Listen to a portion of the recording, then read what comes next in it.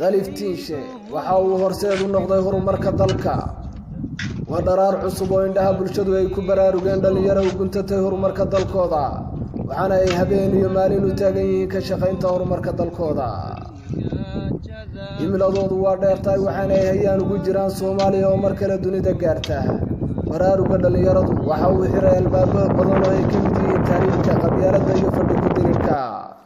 waxaana lacagii ku bixi jiray albaabada loo waaciyay wadada horumarka iyadoo laga faa'iideysanayo xoogga iyo maalka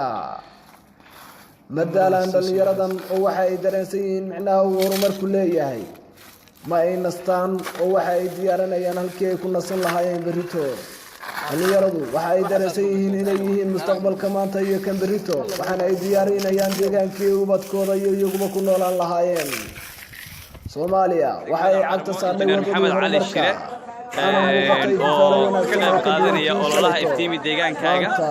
gudoomiyaha ayaa si toos ah iminka dhalinyarada ula shaqeynaya waxa uu badiilka ku gurayaa baalaha soolarka ay dhalinyarada ku xireen soo ka qayb qaadanaya